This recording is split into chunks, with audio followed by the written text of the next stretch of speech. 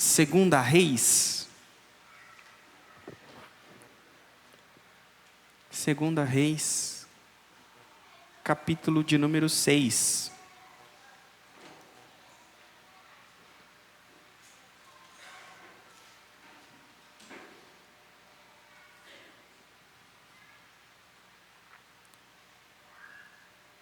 Segunda Reis, capítulo de número 6.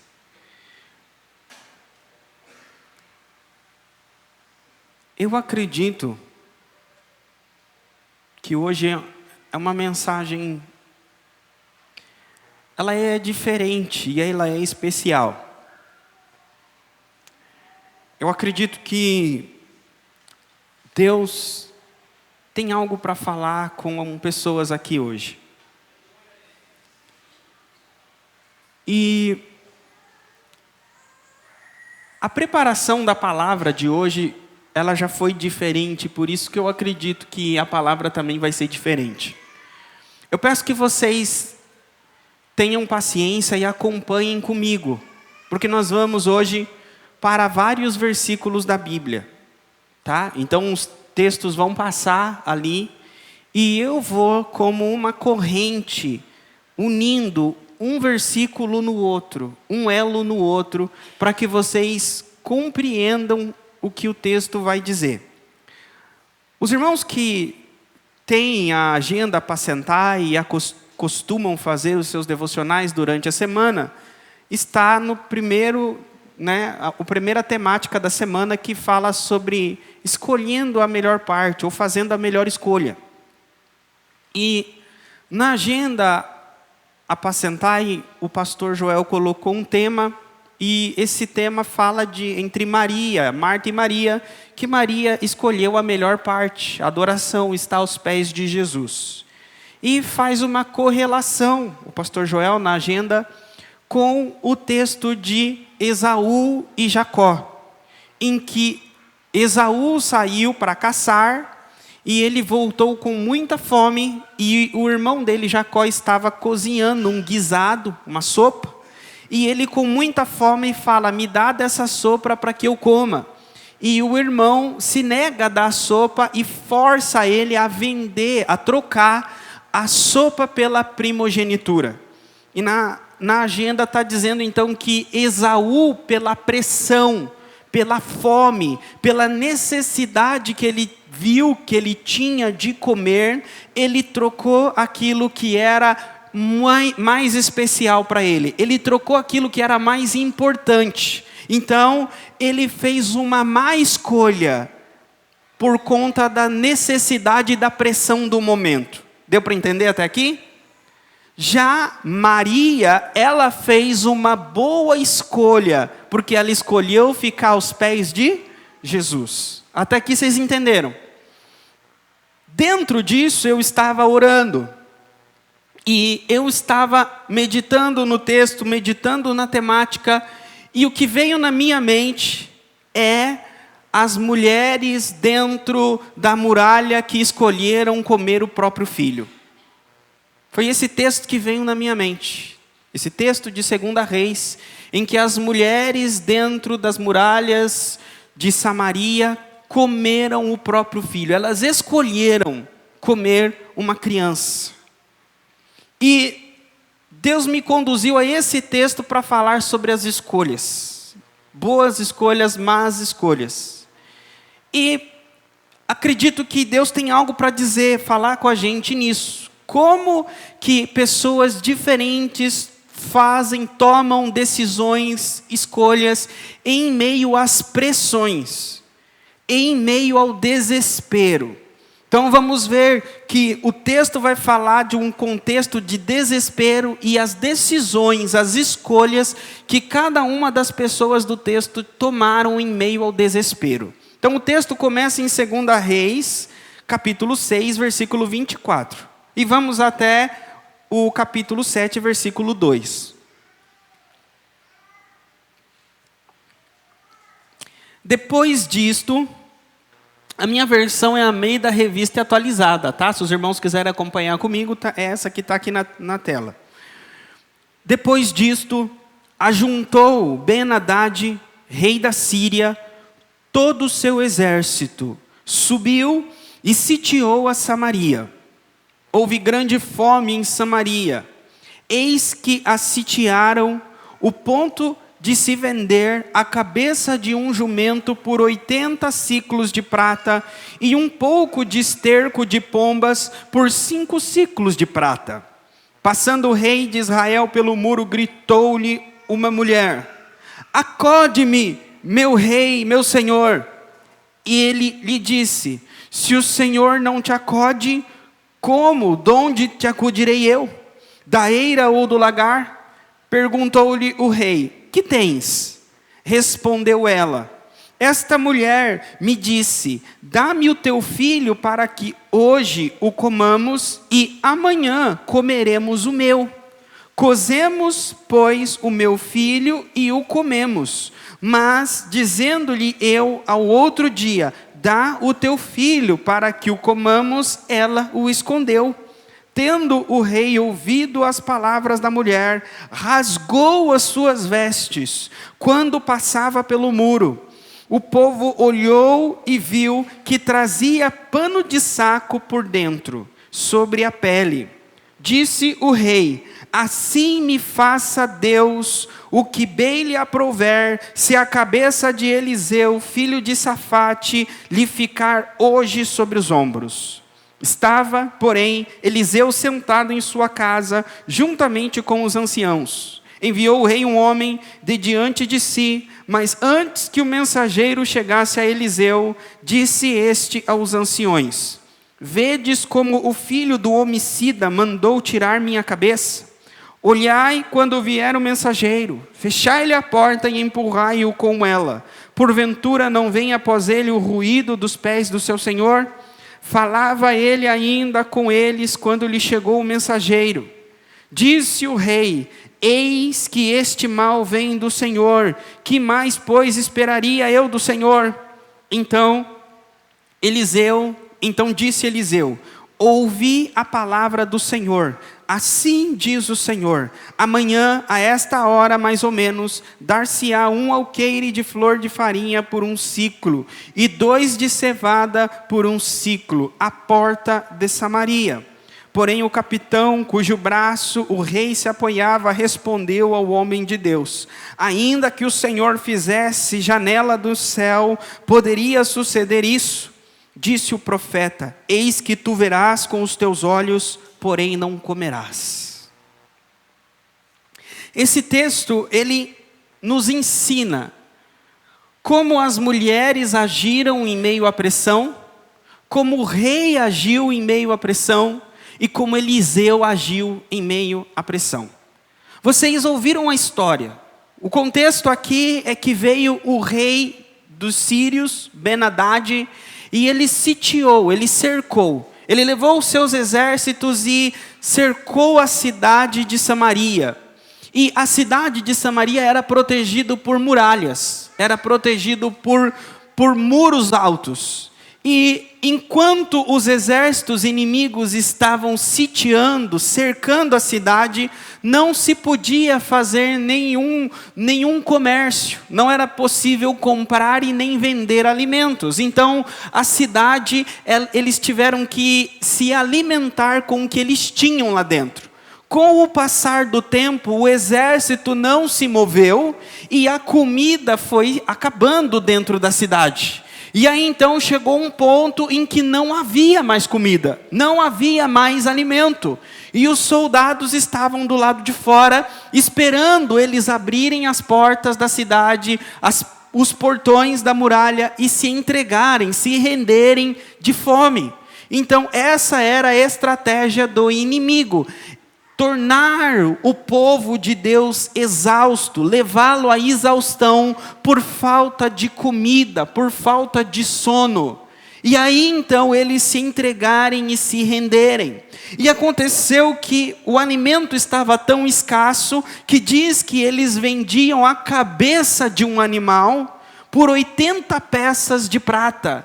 E vendia por 5 peças de prata um pouco de esterco de pombo, para que o povo comesse a cabeça do burro, comesse a cabeça do jumento e comesse o esterco do pombo, porque não havia outro alimento. A esse ponto que chegaram. E nesse contexto, o texto diz que duas mulheres, na verdade uma delas viu o rei andando sobre a muralha, chegou ao rei e disse: rei, me acode, rei, eu tenho um problema, eu tenho uma dificuldade. E o rei diz: olha, se o Senhor não te acudir, se o Senhor não te ajudar, como eu vou te ajudar? Você acha que eu tenho trigo para você? Você acha que eu tenho vinho para você? Eu não tenho nada disso. Mas o rei fala: mas me diz, o que é o teu problema? O que você tem? Ela diz para o rei: olha, essa mulher, ela chegou para mim ontem e falou o seguinte: vamos comer o teu filho hoje, e amanhã nós vamos comer o meu. E aí então ela diz: nós cozinhamos o meu filho ontem e o comemos. E hoje, quando eu fui até ela para comermos o filho dela, ela escondeu. Ela está dizendo para o rei: olha que injusto que ela fez, resolve esse problema. E aí a Bíblia diz que o rei rasgou as vestes dele, ele ficou exaltado, ele ficou irado, ele ficou extremamente comovido com as palavras que ele fez, e ele se expressou rasgando as vestes. E aí então o povo viu que ele estava com um pano de saco por baixo das vestes reais, e ele disse: tão certo como vive o Senhor, que Eliseu vai estar morto. Ele quis matar Eliseu. Por quê? Porque Eliseu tinha profetizado isso. Isso que tinha acontecido foi profecia de Eliseu. E aí então ele vai até Eliseu, e quando ele envia os mensageiros à casa de Eliseu para trazer Eliseu, prender Eliseu e matar Eliseu, diz que Eliseu, ele teve um entendimento. O Senhor falou com ele.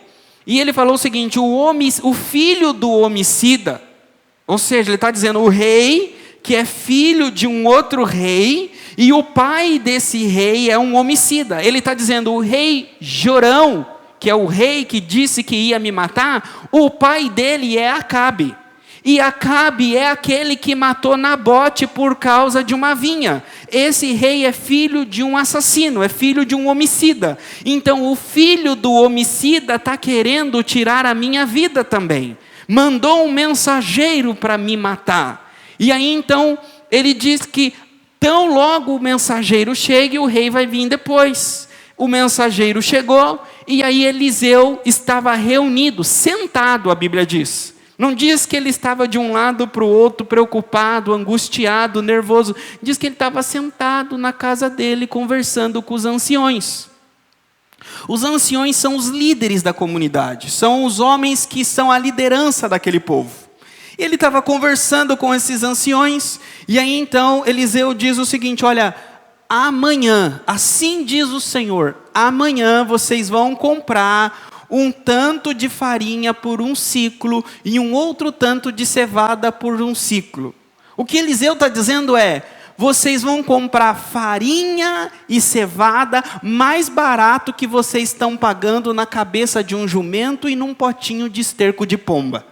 É isso que ele está dizendo. Hoje vocês não enxergam comida em lugar nenhum. Hoje vocês não veem no horizonte a possibilidade de ter comida. E vocês pagam caro por um esterco de pomba. Amanhã vocês vão pagar muito mais barato por algo muito melhor que esterco de pomba. Esse era o nível da profecia e da visão de Eliseu. Aí um homem que estava ali disse o seguinte: nem que o Senhor abrisse as janelas do céu poderia acontecer isso. E Eliseu disse: olha, você vai ver, mas você não vai comer. Essa foi a explicação do texto. Vocês entenderam o que aconteceu? Agora podemos entrar no nível espiritual do texto. Vamos aplicar agora o texto à nossa vida. O que a Bíblia tem a nos falar a respeito do texto? Primeiro, diz que Ben-Hadad reuniu os seus exércitos e sitiou Samaria. Ben-Hadad é um inimigo do povo de Deus. Ben-Hadad eram os outros povos, aqueles que adoravam os ídolos, os inimigos do povo de Deus. E ele sitiou, cercou a cidade do povo de Deus. Aqui, a Bíblia, o Senhor falou comigo que nós passamos por momentos em que o inimigo, ele sitia a nossa mente com os seus exércitos. São momentos, os momentos de pressão, os momentos de desespero, são momentos em que nós somos bombardeados com pensamentos. O inimigo, ele cerca a nossa mente. Nós temos uma mente que é uma cidade murada.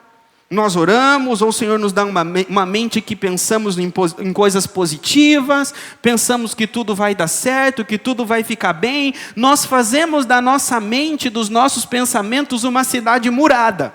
Mas o inimigo está ao derredor das muralhas da nossa mente. O inimigo está com os seus exércitos acampado ao redor das muralhas da nossa mente. Até aqui vocês estão entendendo? E ele está há dias, e ele está há semanas, ele está há meses e há anos, sitiando e esgotando os seus recursos, esgotando os seus pensamentos, a sua esperança, a sua fé, a sua crença, até levar você para um momento de desespero, até chegar para você no momento em que você se sente vazio. Como eu disse hoje, que alguns entraram aqui cansados, sobrecarregados. É como que o seu espírito, a sua alma está com fome, há muito tempo não se alimenta.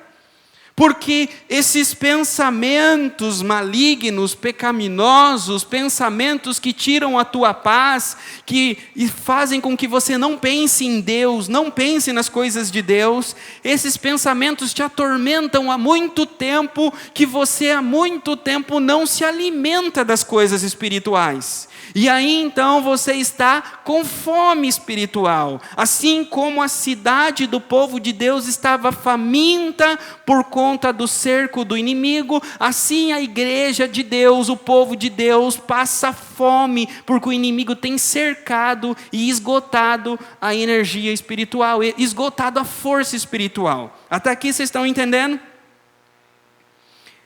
E quando isso acontece, né? O inimigo faz isso com toda a igreja. Quando Jesus diz que é lançado a rede no mar, ela traz todo tipo de peixe. Significa que dentro de uma igreja física, existe todo tipo de pessoa, todo tipo de gente. Gente que pensa de um jeito, gente que pensa do outro. E nesse texto aqui também, dentro da cidade, tinha todo tipo de gente. Tinha homem, tinha mulher, tinha o rei. Nós vemos aqui o texto falando de 2 mulheres, do rei, do mensageiro do rei, dos anciãos e do profeta. São 6 pessoas, mas eu quero focar em 3. Nas mulheres, no rei e no profeta. São esses 3 tipos de pessoas que estão dentro da cidade que está sendo sitiada, cercada. São esses 3 tipos de cristãos que passam pelo cerco do inimigo. O profeta Eliseu não estava dentro de Samaria? Sim ou não? Tinha comida na casa do profeta? Não. Não tinha comida na casa das mulheres, não tinha comida na casa do rei e não tinha comida na casa das mulheres. Todos padeciam da mesma fome espiritual. Todos. O profeta estava com fome, o rei estava com fome, as mulheres estavam com fome. Às vezes o inimigo, ele vai atacar a igreja, vai atacar-nos, nós como povo de Deus, vai atacar o pastor, vai atacar as irmãs, vai atacar, não importa, todos na igreja, e todos vão passar pela fome espiritual. Mas essa fome espiritual que o povo de Israel estava passando, era consequência do pecado deles. Eu quero que vocês abram a Bíblia de vocês em Deuteronômio 28.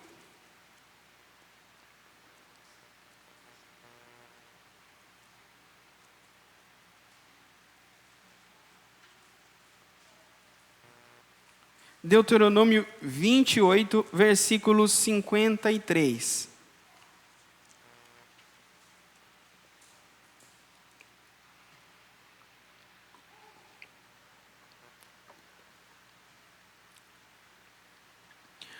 comerás o fruto do teu ventre, a carne de teus filhos e das tuas filhas, que te der o Senhor teu Deus, na angústia e no aperto com que os teus inimigos te apertarão.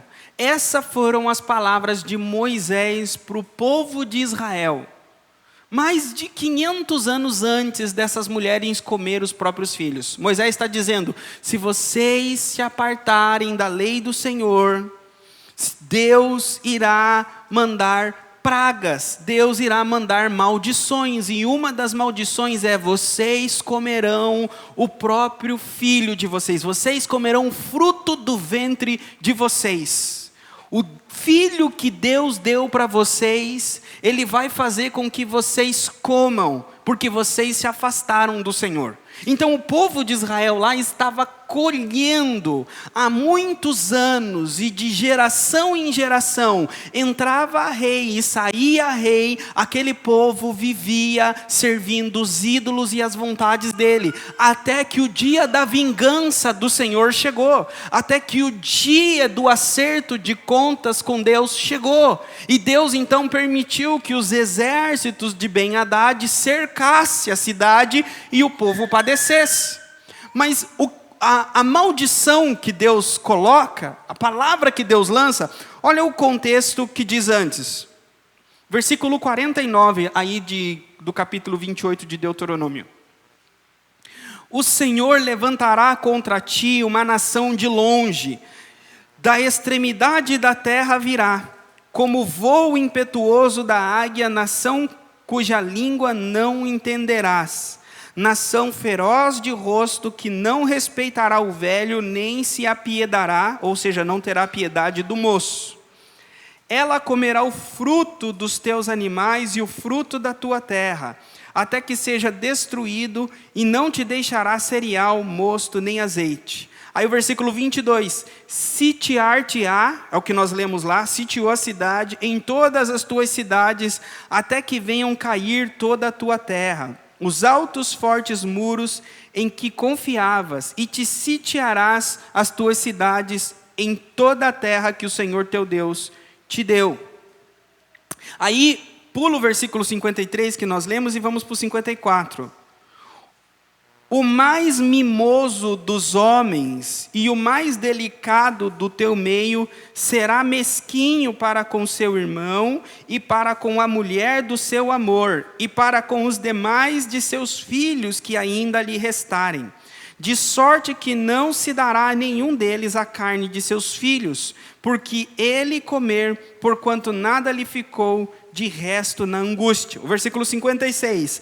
A mais mimosa das mulheres e a mais delicada do teu meio, que de mimo e delicadeza não tentaria pôr a planta do pé sobre a terra, será mesquinha para com o marido de seu amor, para com o seu filho e para com a sua filha.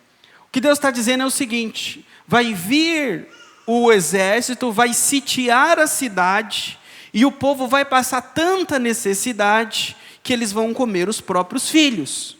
Mas aí vem algo além, ele fala o seguinte: o homem e a mulher, a versão aqui diz a mimosa, a ideia aqui é aquela pessoa que é educada, aquela pessoa que é delicada, aquela pessoa que nós olhamos e falamos assim: olha, aí está uma pessoa fina, aí está uma pessoa de boa moral, aí está uma pessoa exemplar. É o que o texto está dizendo.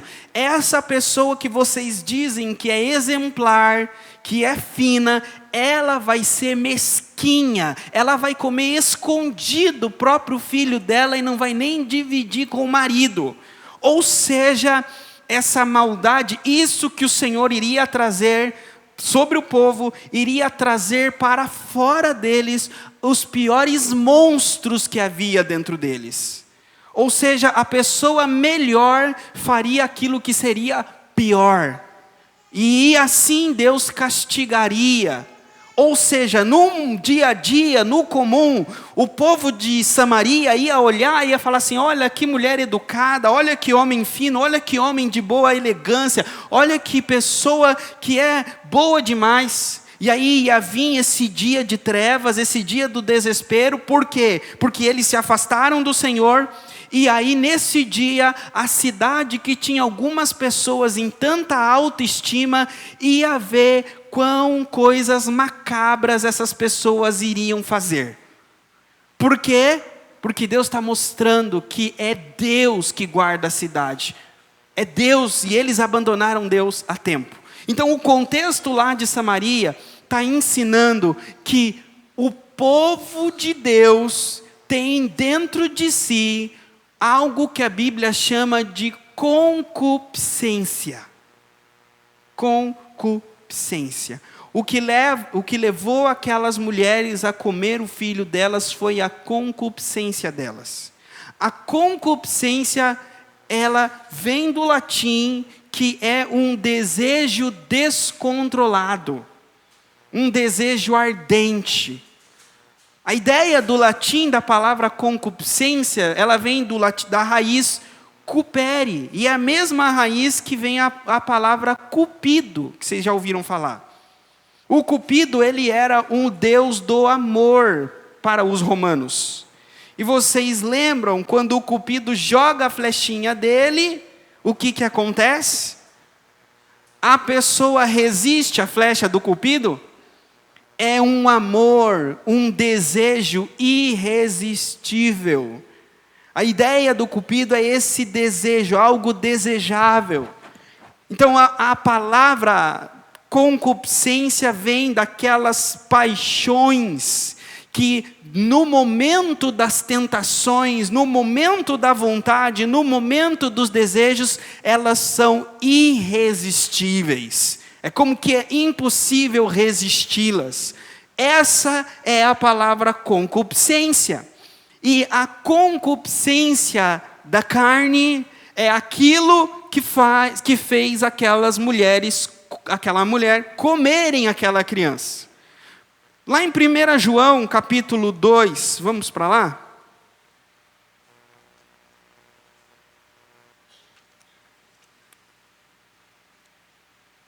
Primeira João 2, 16.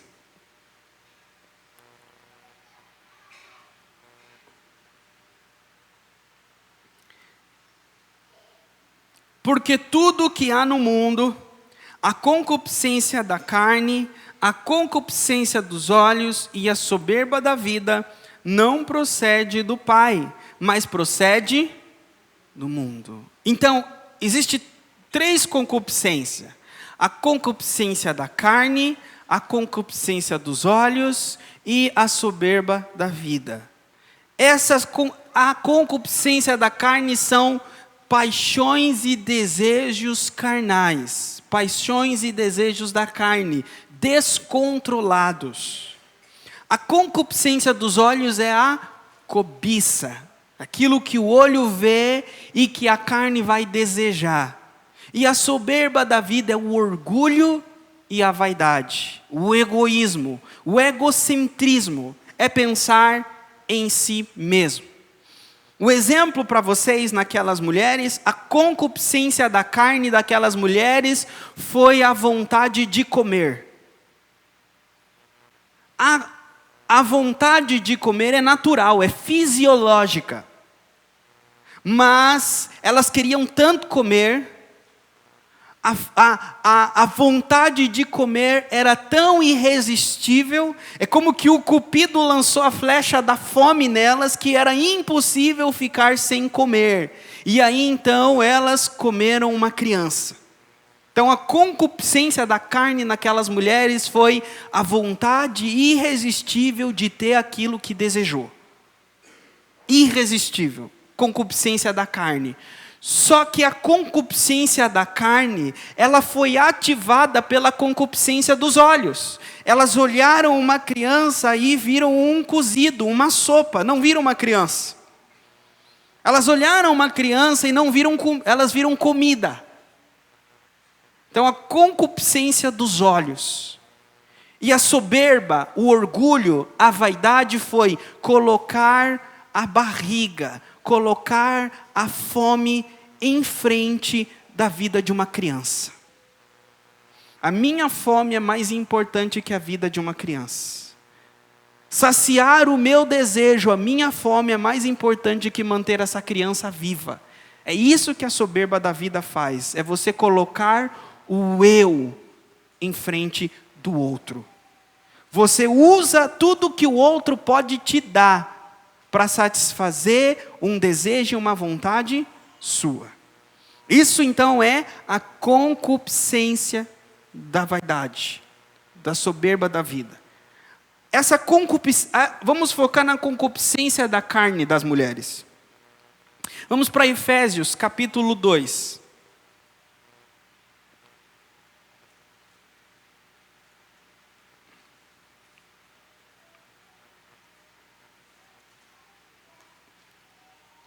Efésios capítulo 2, versículo 3.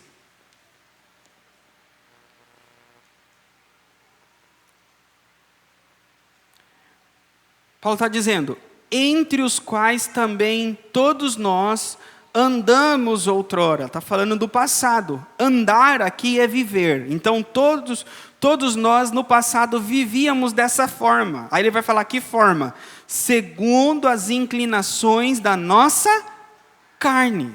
Ou, parafraseando, segundo as concupiscências e desejos desenfreados da nossa carne.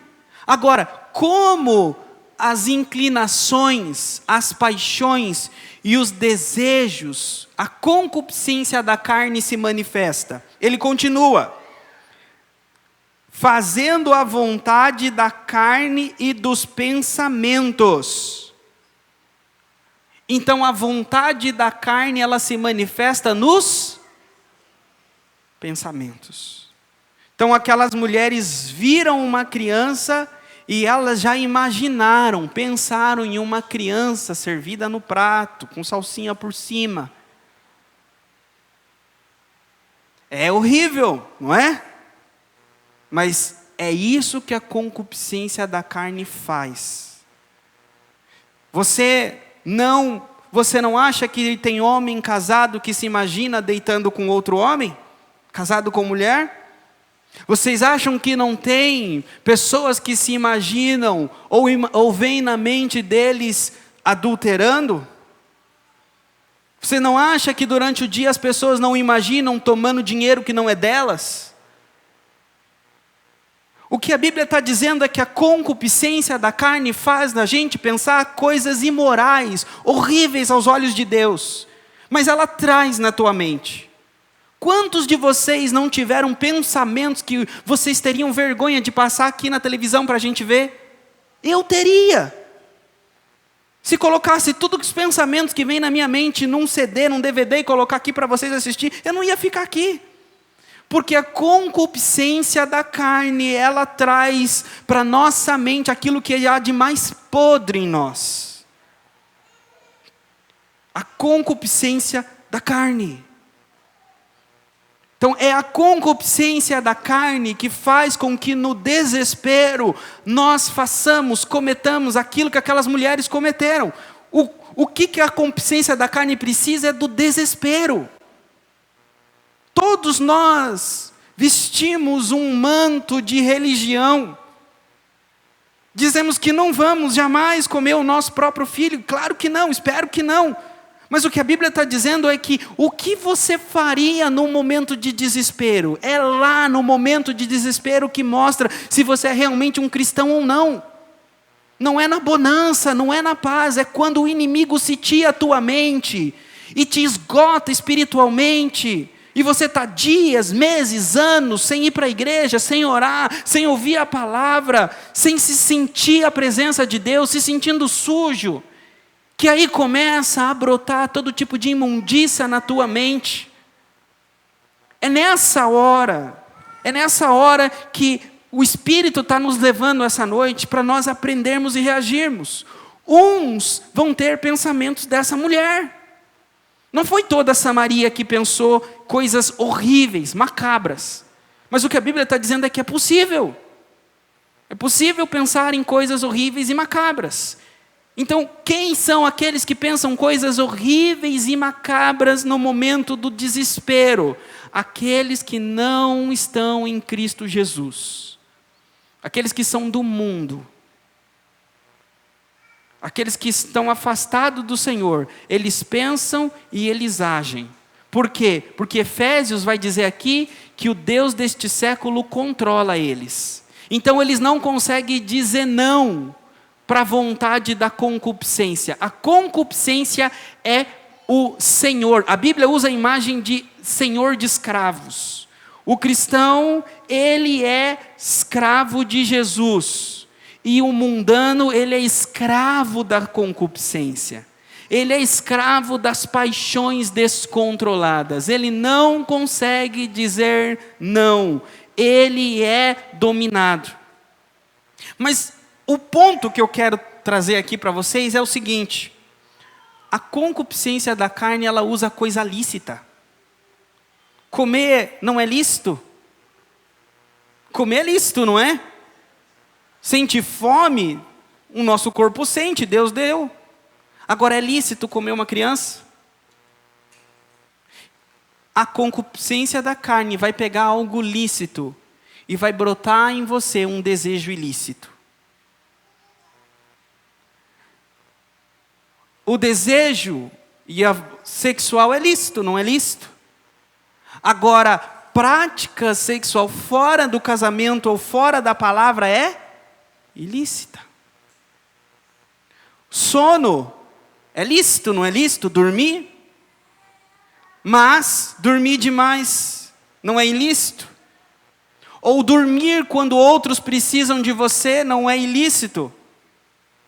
Porque aqui está dizendo que essas mulheres colocaram o estômago delas em frente à vida da criança, a vaidade e o egocentrismo. Então, às vezes, a gente coloca a nossa fome sobre a vida de outro. Ou seja, eu tenho que comer primeiro, eu tenho que me alimentar primeiro, desde que o outro espere. Ou às vezes ainda fazemos do outro para alimentar. Usamos daquilo que o outro tem, do tempo do outro, do dinheiro do outro, daquilo que o outro é, para satisfazer a nossa barriga. Aplicando agora em outra área, na área sexual, eu estou com vontade, eu tenho desejo, então usa o outro. Usa o outro para satisfazer as vontades. Não é o prazer do outro que está em vista do ato. É o meu prazer, a minha vontade, o meu desejo. Soberba da vida. Sono. Não, eu preciso dormir. Eu tenho que dormir. Eu tenho que descansar. É necessidade do meu corpo. E aí você acaba sobrecarregando o outro. Às vezes o nosso descanso é lícito, o Senhor deu o dia do descanso. Mas não é lícito você descansar à custa dos outros. Não é lícito comer à custa da vida de uma criança. Quem nós estamos matando para satisfazer as nossas vontades? Quem nós estamos sacrificando no altar dos nossos desejos?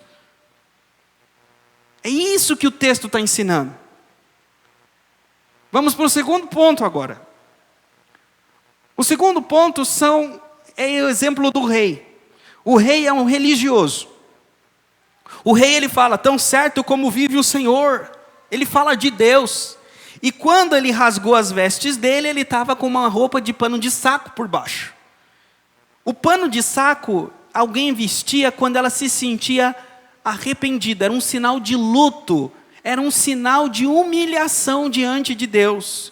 É como que um desastre veio, e aí então você colocava um pano de saco e dizia, Senhor, esse desastre aconteceu por minha causa, eu pequei contra ti, a culpa foi minha, remove a tua ira, remove a tua mão pesada, remove esse desastre de cima do povo, da cidade por conta do meu pecado. Era este o significado de alguém vestir um pano de saco. Então vemos aqui que o rei, quando veio os exércitos e cercaram, o rei teve um pensamento que Deus poderia estar pesando a mão pelos pecados dele. Então ele coloca um pano de saco em sinal de que ele está se humilhando diante de Deus, está se arrependendo diante de Deus. Vocês estão entendendo? Esse rei é um sinal do crente religioso com falso arrependimento. Os desastres acontecem na nossa vida, e aí o religioso com falso arrependimento, ele vem à mente dele: poxa, isso aí Deus pode estar fazendo por minha causa. Isso pode estar acontecendo por culpa minha, mas eu vou me arrepender. Eu vou agir assim, eu vou agir assado. E foi o que esse rei fez. Ele achou que era pela causa dele e ele vestiu um pano de saco. Mas quando ele ouviu as notícias que uma mulher comeu o filho da outra, ele não aguentou mais esconder a hipocrisia. Ele falou assim: olha, o sofrimento, eu aguentei achando que a culpa era minha até aqui. Eu aguentei de boca calada até aqui. Daqui para frente eu não aguento mais. Ele rasgou as vestes e falou assim: eu vou matar o homem de Deus. O falso religioso, quando o calo aperta, quando as coisas desesperam, a culpa é de Deus. Ele fica irado. Ele não aguenta a pressão, ele não aguenta a dor, ele não aguenta o espinho, ele não aguenta a angústia. Ele se rebela contra a situação e a culpa é de Deus. Por que Deus está fazendo isso? Por que Deus está permitindo isso? Por que Deus está... Não, tão certo como vive o Senhor, eu vou perseguir o pastor Johnny. Ele que fez essa oração para Deus mexer na minha casa. Ele que fez aquela oração para Deus entrar na minha vida. Se tão certo que eu não jogar um ovo na casa dele, não quebrar o carro dele, não furar o pneu dele, quem mandou ele fazer isso comigo? E aí Deus está dizendo: meu filho, eu estou fazendo isso com você, porque se eu não fizer, você não vai mudar. Eu estou mudando o teu coração. Eu estou quebrando você por dentro. Eu estou levando você para o deserto, porque você tem dura cerviz. Esse rei aqui, então, ele na hora que o calo apertou, ele se virou contra o povo de Deus, contra o homem de Deus. Então que não sejamos assim, que no momento do desespero, no momento da luta, a gente não se volte contra Deus. Primeiro, que aqueles que estão no nosso meio, que ainda não estão em Cristo, eles não, no momento do desespero, eles não ouçam a concupiscência da carne, convidando eles a fazer coisas macabras, a fazer pecados horripilantes. Diga não. Segundo, no desespero, não se vire, não se volte contra Deus. Não coloque a culpa em Deus. Por que que essas mulheres e esse rei fez isso? Por que que eles se desesperaram? Porque eles não tinham visão espiritual. Não tinham fé. Eu pergunto para vocês, se vocês chegassem para essas mulheres do texto e para o rei e falassem assim: amanhã vai ter comida, elas diriam sim ou não? Não. O que essas mulheres enxergavam no outro dia é o potinho de pombo, de esterco de pombo, que valia 5 vai valer 7. A cabeça do boi que valia 80 vai valer 100. A minha barriga que já está doendo de vazia, amanhã vai estar doendo mais e mais vazio. É isso que elas enxergavam. É isso que o rei enxergava. Então, elas olhavam para o amanhã e viam a barriga doendo mais. Elas olhavam para o amanhã e viam com mais fome. Então elas pensavam: eu preciso encher a minha barriga e encher ela hoje. É urgente eu resolver a minha situação. Não importa o que eu faça, não importa quem eu procuro. É nessas horas que o crente vai atrás das bruxas. É nessas horas que os crentes vão atrás dos ídolos. Vai em todo lugar, menos buscar Deus. Eu preciso resolver o meu problema e resolver urgente, hoje.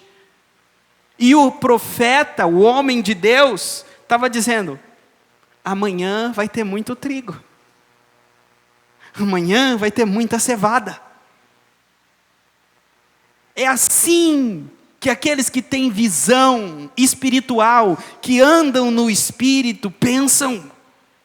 Eles enxergam além das dificuldades, além das lutas, eles enxergam o amanhã, eles enxergam o que não existe, como se existisse. Não é isso a fé? Então, para que vocês vençam a concupiscência, para que vocês vençam a ira contra Deus no momento das lutas, quando vocês estiverem sendo apertados e pressionados na mente com pensamentos, coloque a tua visão espiritual na fé, no amanhã, e veja pelos olhos da fé aquilo que não existe. Pastor, como eu faço isso? Como eu faço isso? Gálatas capítulo 5.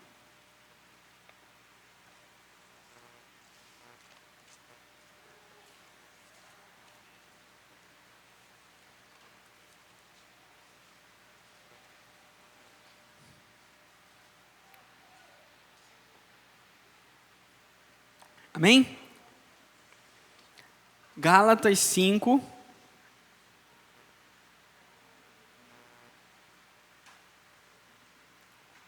Versículo de número 16 primeiro. Gálatas 5,16. Digo, porém, andai no Espírito e jamais satisfarei as concupiscências da carne. Então, como não se satisfazer as concupiscências da carne?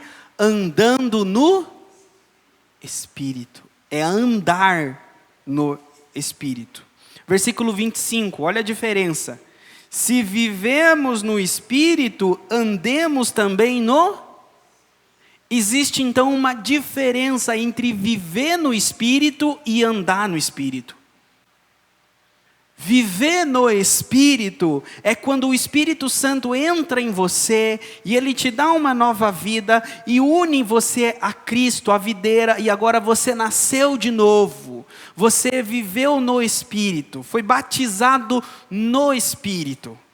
Agora, nem todo cristão que nasceu de novo anda no Espírito. Ele vive no Espírito, mas ele não anda no Espírito. Então está dizendo aqui que tem que andar no Espírito também.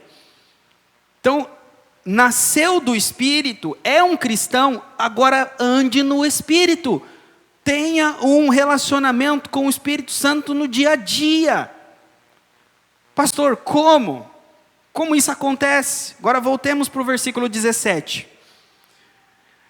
Porque a carne milita contra o Espírito, e o Espírito contra a carne, porque são opostos entre si, para que não façais o que porventura seja do vosso querer.